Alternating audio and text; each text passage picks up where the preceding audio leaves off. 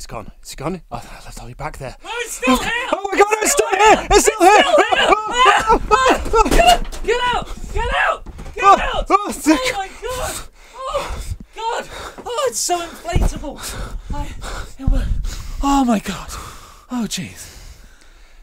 Zombie beach ball. Support WrestleTalk! Be friendly in the comments. Hello and welcome to WrestleRamble. This is Luke Owen. I'm Ollie Davis, and today is Fantasy Booking Warfare, and the subject is Bobby Roode's main roster debut. If you want to go straight to either mine or Luke's pitches, click the timestamps in the video description below, or really, you should hear us both out and listen to us here with a little bit of rambling.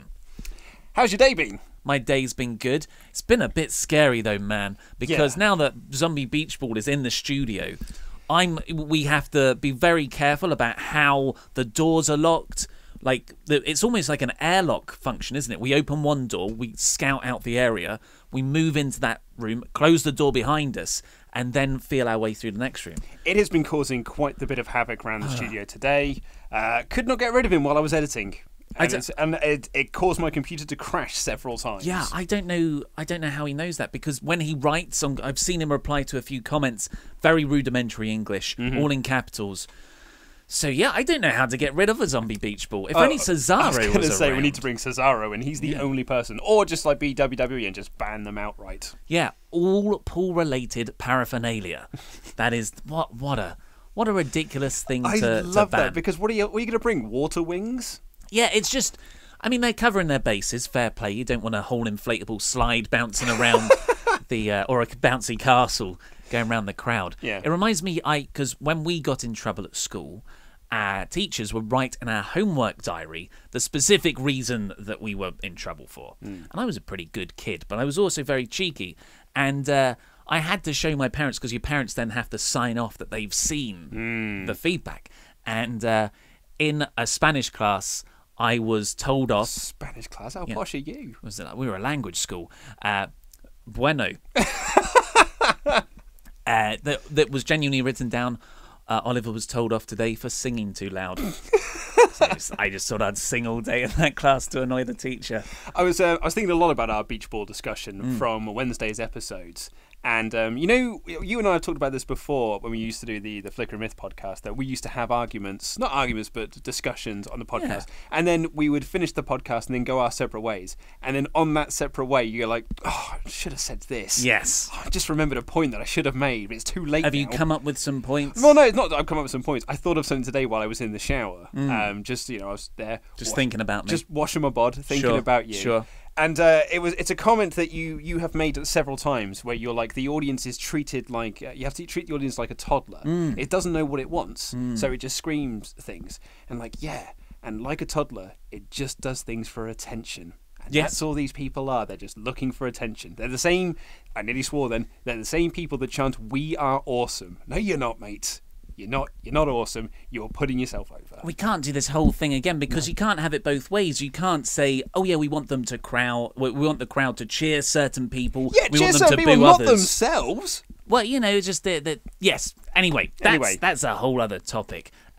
Today, of course, as we've already outlined in the intro, is another Fantasy Booking Warfare. And it was a tricky one. So Ollie texted me yesterday with like a suggestion of ones that we've had through from our Patreon backers and from the WrestleTalk universe, and I'd put forward the one that I would have liked to have done, but you suggested we do this one instead. And then I got to the studio today, and you said, "Oh, I've just thought of a brilliant one. Have you thought of anything?" And I was like, "Oh no, I was writing today's news script." And bearing in mind, I'd already written my news script. So it's not like it's different there. No, okay. But then, like, I had to re-record my news script. I then had to. It took me ages to edit the thing as well, because I had to do a lot of sound mixing on the damn thing. And then, as I was like, I do two newses. Yeah, but you've got someone editing yours. Just for the record, just an FYI. It's the boss, isn't it? Boss delegates well. And then you do work harder than anyone else here. And so basically, just to clarify, I wrote mine 10 minutes before we came in to record this, more or less down to the wire. And it's not just because I had quite a lot on today. It's also because I couldn't think of anything. Yeah. It's tough, really isn't it? hard. Well, this is different to ones we've done usually. But last week we both said, or we came up with the idea of we haven't done a fresh retroactive booking yet. So we both said, let's see what happens at SummerSlam, see what the big angles are. And maybe we can come up with something where we, to steal a phrase, how WWE should have been booked. Yeah. To do a successful thing from another channel. Because everything else has been fantasy booking in the future or stuff a while ago. This was our first retroactive booking. And but Bobby Roode's main roster debut was the one that we liked the most. Well, you liked the ROH invasion. I liked the ROH invasion. I thought that was... and I still think we should do the ROH invasion. Yeah. Because I think that'd be a really good one. Yeah, let me catch up with NXT. Well, that was first. it. Okay, so the reason why we've not done the ROH one is because Ollie said, of his own words, I don't watch NXT enough. I don't know the characters. Not all that. I wouldn't feel confident because I think that sort of storyline really needs the whole of NXT under threat and all these minor characters playing into the end bit, which I would be at an unfair advantage of because... You'd be at a disadvantage. Unfair advantage. Yes, a disadvantage. Cake and eat it. Because I'm not as au fair with all of those people as you are. Yeah. Whereas SmackDown, we both watch every week. That's very true. Yeah, quite a few people commented on the cake and eat it debate. Yeah. I was so surprised that many people picked up on such an innocuous point of the WrestleRamble was. Well, now we understand. But actually, do you know what? When I read one of the things, I was like, oh, it's because it's the wrong way round. It's eating your cake and having it. You can't eat it but then still have it. Which I suppose works both ways. But I would still argue that what else are you going to do with a cake other than eat it? Can't wear maybe unless you're Vicky Guerrero, she wears them all the time. I was going to say present it to Paul Hollywood. for the Great British Bake Off. You really are excited for the Bake Off, aren't you? I think when is it? It's next Tuesday that starts. Man, have you watched BBC's... It's wrestling for pastries. Have you seen the BBC's replacement of Bake Off? I haven't seen any trailers. The Great British Family... It's already started. The Great British Family Cook-Off, I think it's something like that, yeah. What, with Mel and Sue? No. And Mary Berry? No, it's with Nadia, Bake Off winner Nadia, and Zoe Ball. I'm not into this. No? No, I think Noel Fielding... that's all I want. Although, really. have you heard the scuttlebutt, the rumour and innuendo, so to speak, that apparently he doesn't eat any of the cakes? Really? Because he was worried about putting weight on. So what a vainglorious man. Well, being thin's his thing, isn't it? Yes, well, we should probably not talk about cookery shows too much. But we should get on with Bobby. So because I won the last one, you certainly which did. was, what was that? Oh my god, that feels like ages and it was ago, a real. We've had SummerSlam. It was a real whitewash as well. You proper beat me hand over fist. What was it? I can't remember what the last fantasy booking warfare was. I mean, we could easily check. Was it? No. I was going to say it was the Shield. You want to do these... Was it the Shield reunion? No, because I won the Shield reunion, didn't I? I just wanted to bring up the fact that I won the Shield reunion. Oh, was it Corbin's cash-in? Corbin's cash-in. That's the one, yeah. Which WWE... Where you ruined the Royal Rumble, but made Sami Zayn champion. Ergo, you won. That's all you need to do. A spoiler for the Roode storyline. Sami Zayn's going to be champion. I'm going to debut loads of NXT guys. And mystery men. You can't criticise me for that, because your Shield reunion was pretty much... Adam Cole and Bobby Fish and So here we go. Here is my Bobby Roode main roster debut pitch. And as always, I will be looking at you, not at your notes. Not at my extensive notes. That's just to give you a scroll down. Oh, it's another long one. I always think, God, I haven't got. This is a relatively simple debut. I won't write much on it. But then I end up. I'm too stickler for detail, so I have to describe each behind the scenes segment, week 1, 2, 3, 4. Okay, so let's get into this. First of all, I'm going to outline my aims, which are make people boo Bobby Roode despite him having awesome entrance music, one might say glorious, get AJ Styles mega over, he is already, but hopefully more, and build an up-and-comer. So those are my 3 aims, I thought. Also, just for the sake of ease, I have pretended there is a 4-week build to the next SmackDown pay-per-view, which is Hell in a Cell from SummerSlam, when in fact it's about 6 weeks. I think October 8th. I think it's actually more than that, because I think No Mercy's in 5 weeks. Right. So yeah, it could be even longer. So here we go. My pitch for Bobby Roode's main roster debut. Week 1. Post SummerSlam SmackDown, so 2 nights after SmackDown, AJ Styles, we still, that bit plays out. AJ Styles comes out and he says, I'm bringing it back, the US Open Challenge. United States title Open Challenge. Come at me. Who's going to come down? So we already saw that. But as a lot of people pitched, and it would have been a really cool idea, Bobby Roode's glorious music hits, that lovely piano rumble. The crowd goes wild. Bobby walks exactly the same way how he did for his Aiden English match. But, you know, this is a much bigger deal than a 5-minute back and forth match, it seemed, with Aiden English. The crowd are singing along. Roode is baby facing it up. Crowd are loving it. He's got great entrance music, as I've said numerous times. I was listening to Glorious on repeat as I wrote this. It drove me a bit insane, actually. I'm a bit sick of the song now. I never thought I'd say that. But that was my playlist for this. And Roode's baby facing it up. And he squares up to Styles. You know, like a proper fighting babyface competitor. And he gets on the mic and he says, I've dominated NXT and now I'm here to make SmackDown glorious. Of course, all the crowd do that along with him. AJ says, you know what? Let's do this right now. So, yes, the crowd are getting excited. Everyone's jumping up and down. The referee does the thing where he grabs the US title off of AJ and goes over. He's going to call for the bell. Roode has his robe. He's bouncing up and down, amped up, ready to go. He takes off the robe and he's wearing a suit. He's wearing his corporate suit and AJ's confused. Hopefully the crowd now is booing. This is the first. I'm going to give you something, but I'm taking it away like a heel does, or as AJ wants to give the crowd what they want. And Roode says, I don't give my title matches away for free, especially not in Brooklyn, because you guys haven't got any money. Bit of cheap heat there from the hometown crowd. Your local sports team. Exactly. And Roode, you need to really use every trick to make people boo Bobby Roode out the gate. And I do think he's much better as a heel than a babyface. 100%. It's just the problem is he's got such awesome entrance music. So Roode reveals that he has already been granted a US Championship title shot. And it's going to be at Hell in a Cell because that's where he has his title matches. He has them on pay-per-views where you have to, network. It's a bit of a grey area. But that's one of the conditions he came up. So that's why he's here from NXT now.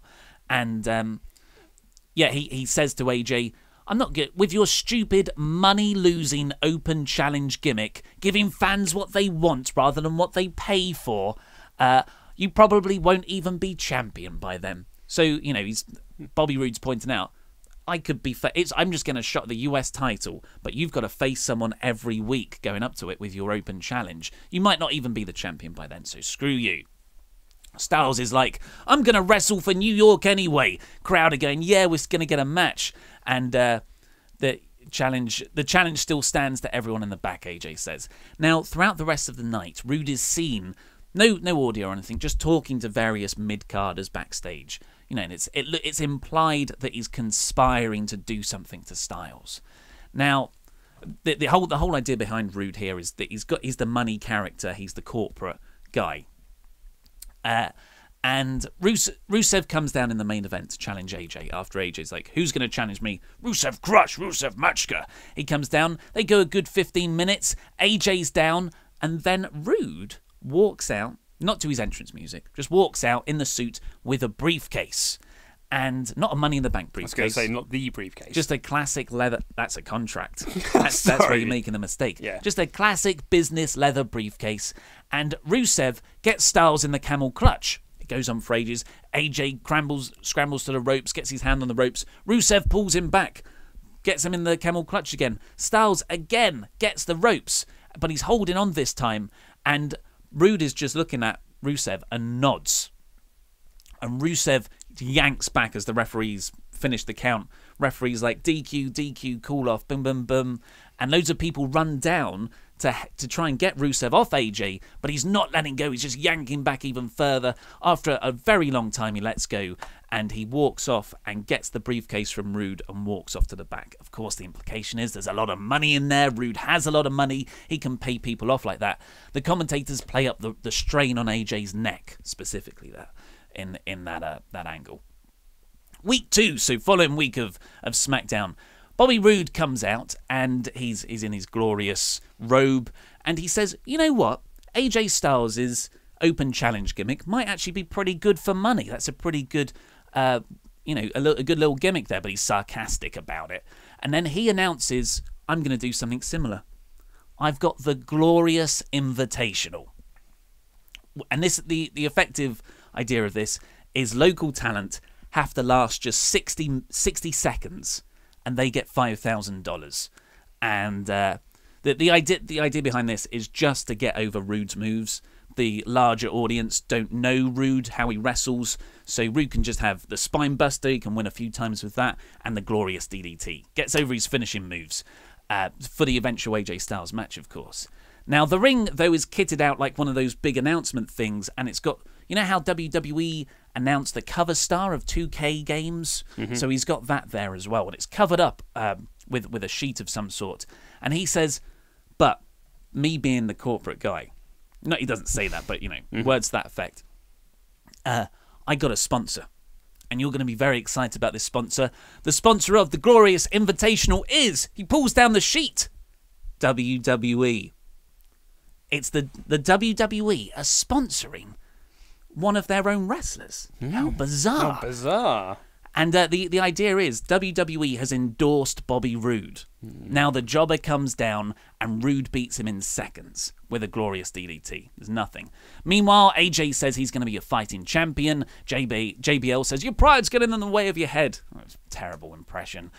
You'll get that, kid. Yeah. And Styles, Mike Kanellis comes out. Remember him. And faces Styles. But Kanellis is seen being given a briefcase from Roode before the match. During the match, about 5 minutes in, not a long one, Roode just walks down the ramp and Kanellis goes for a chair. He's not even bothered about winning the title. He knows he can't beat AJ. He's just there to hurt AJ. That's the implication that Roode's master plan. He goes to hit Styles with the chair, but Styles ducks and hits the Pele kick on Kanellis and makes him tap in the calf crusher for the win. So Styles then gets up and starts mouthing off to Roode over the ropes, and Mike hits AJ with the chair, and then attacks AJ, and he hits AJ in the neck, back in the neck. When you bring it right down. So again, AJ's neck. Oh, ow, that hurts. Week 3. Roode, it's the next bit of the Glorious Invitational. He beats another local talent. This time, the guy's like, all I've got to do is last 60 seconds. I'm just going to run away from you. Nice. So you did a classic bit of comedy. And Roode wins easily, though. Immediately after Roode's win, Triple H appears on the Titantron in what is obviously a pre-recorded message.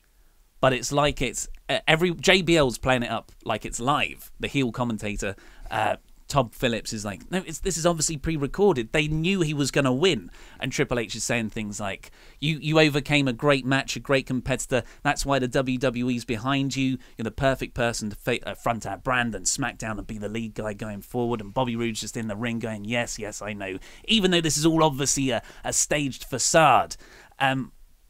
Then later on, backstage, Chad Gable mentions how, I wrestled a decent match against Styles a few months ago. He's talking to Shelton Benjamin, his new tag team partner. Maybe I should enter the Invitational. Roode appears from behind him and says, I can, whether you win or lose, I can make it worth your time if you want to do that. He's tapping the briefcase, and you end on that shot of Gable like, huh? And in the main event, or somewhere in the rest of the show, an increasingly hurting AJ. So he's had his neck caved in by this point. Luke Harper comes down for the open challenge. Yes. AJ, you've won already. Yeah, no hint of Roode, and AJ's looking around constantly, but nothing's happening. And he just has a really good match with Luke Harper. At the end, Styles goes to shake Harper's hand. Harper shakes back. It's all very respectful until Harper then yanks him into the big boot. It was all a ruse. He has actually... Oh, yeah, Styles won, by the way. We don't suddenly have a new US champion. That would be a bit of a swerve. And Harper gets a steel chair and sets it up in the middle of the ring, so it's standing. And Roode walks down, hands in the briefcase. Harper walks off, and AJ You know, he comes to life a bit afterwards. He has a brief flurry, but Roode kicks him, and he hits the glorious DDT onto the steel chair. His neck is done for, poor AJ. But what? In the week 4, he's going to do it again. He's still putting his title on the line every week, despite this lingering massive match with Bobby Roode at Hell in a Cell. So this is week 4 now. Roode beats a local talent. I've used the classic a jobber dressed like AJ Styles trick. Love it. Called BJ Piles. I've written down nice. Here. Wearing a stupid wig. Afterwards, Stephanie McMahon appears on the Titantron. Again, obviously pre-recorded message. Thank you, Bobby. We're all behind you for the WWE. And then you get a few little video packages, like really corporate sponsorship video packages of Bobby Roode. You know how they're horribly shot, like it's a full-on office environment thing. Really stage talking heads, all that malarkey. And then Roode is seen talking backstage to Gable and Benjamin. Now, it's the AJ Open Invitational, and Gable answers. The two have a really good long match, you know, just like they did before, but a bit longer. But AJ's selling the neck throughout, because this is 3-4 weeks now of getting his neck hammered in. And then Roode starts to walk down to the ring, briefcase in hand, angry. He's like, why? You're meant to have beaten him up by now. You're not meant to have an actual match with him. And Gable then gets a really close 3 count. So, well, close 2 count, that is. And Roode's like, what are you doing? You're meant to take him out. And he's like, he's showing the briefcase to Gable, and Gable takes the briefcase and then throws it out of the ring. He's not going to do that. He's a good guy. So they have a really hot ending sequence, but Bobby hits Gable with the briefcase. So it's a DQ win for Gable, which is nice. That sets up another match down the line. And he's screaming at Chad about the money, turns round into a phenomenal forearm from AJ, who celebrates, but he's still selling his neck. Roode stumbles out the ring. He's walking to the back. Maybe AJ even falls over, really selling that neck now. Now we have it. That was the go-home angle. Now is Hell in a Cell. Styles is really selling his neck in this match, but he puts up a valiant effort against Roode. And for the finish, good old-fashioned ref bump. I love me a ref bump. Love a ref bump. The referee's down. And as typical within a United States Championship match. Yeah, good point. Oh, God. Well, this is the only one so far. In all fairness, so I've got them in mind as well. And Bobby calls to the back when he sees the referee down. He's like, and he calls to the back. And a WWE official, not a referee, but just someone who works backstage in WWE, very important, of course, because the idea is the machine is behind Bobby Roode here. He runs down with a briefcase, and like, he's going to use the briefcase to hurt Styles. The employee gets about halfway down the ramp when Gable and Benjamin take him out, cut him off, and they shout at Roode, and Roode shouting back. AJ does a quick roll-up, a distraction roll-up, but Roode kicks out. A few exchanges, but then AJ goes for the phenomenal forearm, kick in the stomach, glorious DDT reversal, and new US champion, Bobby Roode, off of that. And of course, AJ comes out of it protected. His neck is completely hammered, and then he can get a rematch a few months down the line. And you've got Chad Gable thrown in the mix. He's elevated. And I've written here, the big celebration on the Smackdown Tuesday night after, Triple H and Stephanie McMahon would like endorse him in the ring and just keep running those over-the-top video packages. Vince McMahon saying how good Bobby is for the brand, and you build it that way. That is my pitch. Like it. Just before we get on to Luke's pitch, I'm sure you're very excited to hear it, but you've probably made up your mind already who's won. Which is me, by the way. You don't think whatever Luke says is going to be better. Although you're looking quite smart. I'm feeling confidence. As it was going on, I was thinking about mine. I was like, I'm feeling confident about this. I felt the smugness. And I'm worried, because I think that's a good little story. It's very good. I'm not taking anything away from yours. I think it was very good. But I told someone else who works here, who's a big wrestling fan, and with a lot more experience in wrestling than us. And I told him bits of it, and he looked at me, and he wasn't impressed. Obviously, was very straight-faced. And I said, you don't look like you enjoyed that, the whole sponsorship and the Triple H endorsement. And he went, I don't like any of it. I was like, oh, what? And then he said how he should be a babyface, and I said, you're wrong, Mark. I said his name. Okay, so we are just going to honour some WrestleTalk Patreon donators. Thank you all. So those who have donated $10 a month or more. So thank you. Jamie, ring the bell. Jacko Bombventer. This is. I'm just going to read them, and you can. Okay. You can hit them. Ben the Aussie Battler. Hole in One. Martin Putt. Excellent. Thank you. Razor Ramon Valadez. Anthony Fly Like an Angle. That's great. I think Anthony came up with that one. Well, congratulations, because that's brilliant. Andy Put You in the Hospital. Ward. Lovely. Love it. Just Wrong. David Mergon. Killer Abraham Kasher. Wall-to-wall action. Dan Wallace. The Undead Sean Whitewalker. It's a Game of Thrones reference. Don't understand it. The Automan, Garrett Lowe. The Fallen Angel, Christopher Dean. Nice. John McBride of Frankenstein. Love it. And the Ram Ramius. Yes. Should we get on with your one? Yes, please. So as I said, I was a bit concerned about mine. I couldn't really think of anything. Then all of a sudden, I kind of got it. I'm worried now. And then there was a part of me when I was writing, I was like, I really hope Ollie doesn't do something similar. So I'm actually quite glad that you didn't, because mine's very different to yours. Oh, that's good, because it would have been very easy for us both to have gone yes. AJ Open Invitational. Well, we'll get to that. Okay. Ooh. Okay, so, like yours, post-SummerSlam. So SummerSlam has been and gone. We are at the Raw after SummerSlam. Okay. Angle comes out and he announces that he has signed NXT's hottest free agent, Bobby Roode. And they play this big hype video package for him, putting over all of his accomplishments, showing stuff outside of WWE, showing his long NXT title reigns and his great promos. And he's there, all smiles, and he's like, I've signed the greatest NXT hottest free agent, and he's going to debut on this show next week. Smackdown Live the following night. Daniel Bryan comes out looking pissed. He is annoyed. And he grabs the microphone and he says, I do not know what Kurt Angle is talking about, because when I was at NXT TakeOver Brooklyn on Saturday night, I spoke to Bobby Roode and he has signed to come to Smackdown Live. They air a video package and he says, I guarantee everyone watching, Bobby Roode will be here next week. So the following Raw. Show starts with Angle on the phone. And he's on the phone going like, Bobby's not here yet. Bobby's not arrived yet. And he starts to look a little bit worried. He then starts blaming Daniel Bryan over contract tampering, tying into real life stories. And then during the show, Angle, so the show carries on, and then halfway through the show, at the point where Roode was supposed to have his debut, we see backstage, camera just rushing up to find Angle. Angle is going up to the production truck. And he's knocking on the door to find Kevin Dunn, and he just announced to him, there's no real microphones, you just sort of hear him saying like, Roode's not here, he's not coming, we've got to change the segments, just play the hype package from last week, just play it again. So they play the hype package from last week, and he cuts back to the announcer saying like, we're very sorry, technical issues, but so Bobby Roode is not here. SmackDown Live, Daniel Bryan comes out, big smile on his face, and he comes out and he essentially cuts the exact same promo that Kurt Angle did, taking the mick out of Angle, saying, I've signed NXT's hottest free agent, the biggest star in NXT history, and he asks for Roode to come out.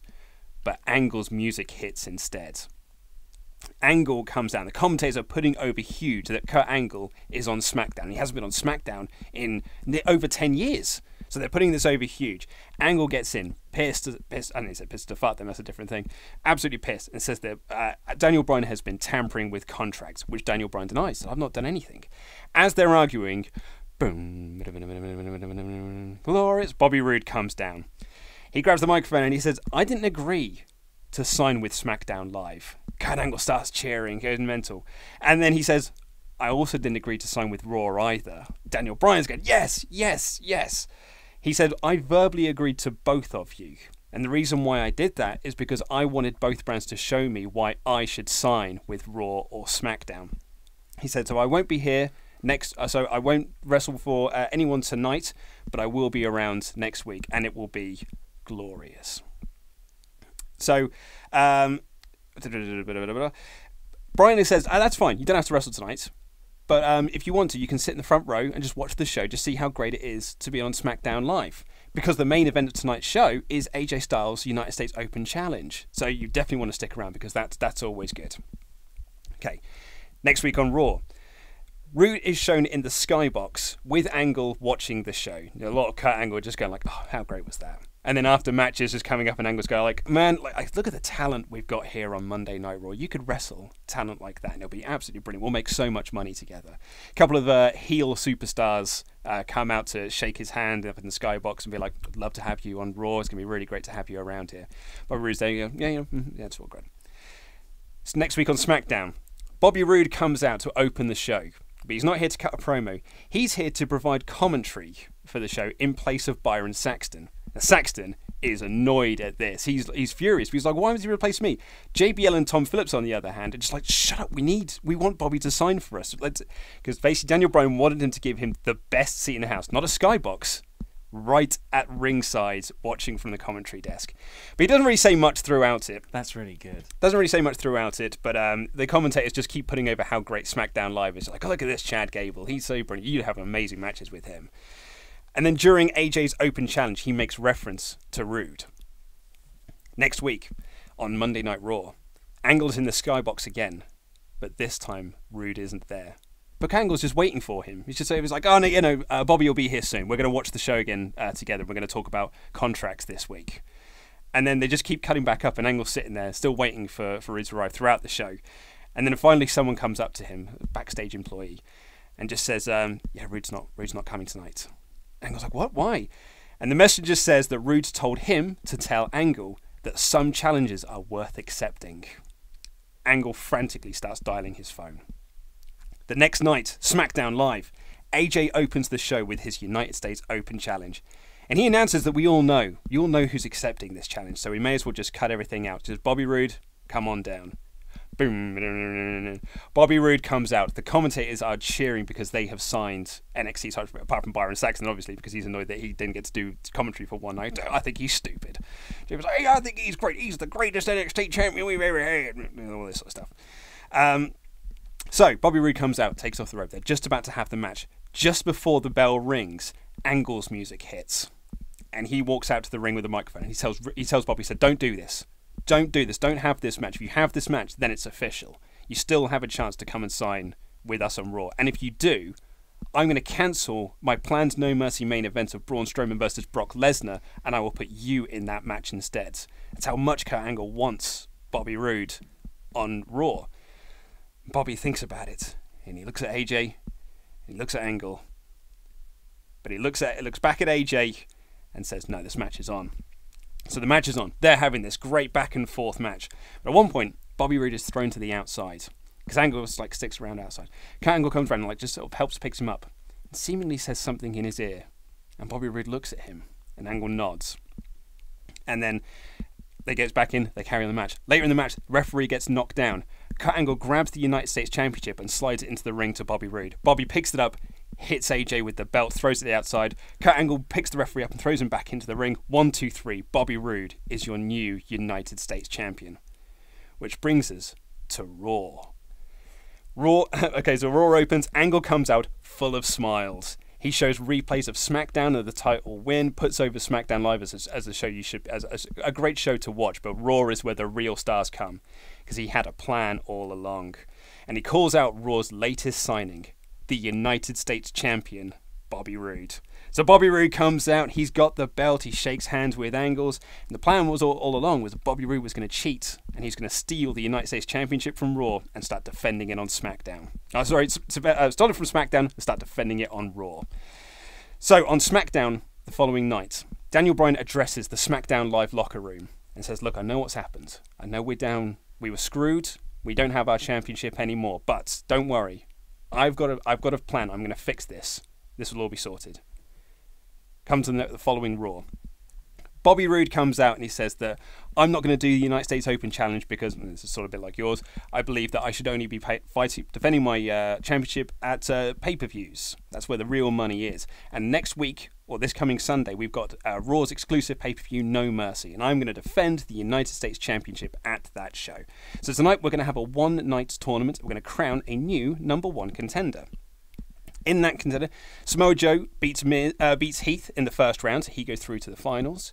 And The Miz beats Seth Rollins to also go through to the finals. So it's going to be Samoa Joe versus The Miz in the main event. One of them will become the #1 contender. Miz throughout the night is going to be like, I'm going to be the first person to be dual Intercontinental and United States Champion. So Roode is at ringside for the main event. Samoa Joe's music hits, he comes out, and he's standing in the ring waiting for his challenger. The Miz's music plays, but Miz doesn't come out. There's no sign of Miz. The music stops. There's a load of silence. Everyone's a bit confused.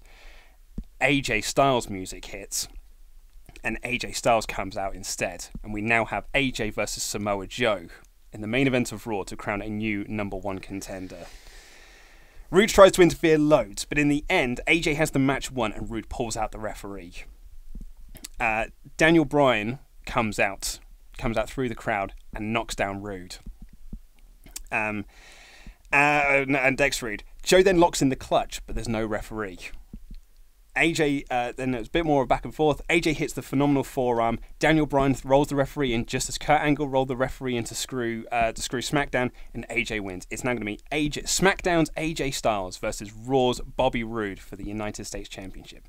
And then at No Mercy, AJ wins back the belt. Everyone celebrates, but Roode stays on Raw. And part of his deal to sign with Raw, and the reason why he signed with Raw, I forgot to add this little detail in, is that Kurt Angle said he will be number 30 in the Royal Rumble.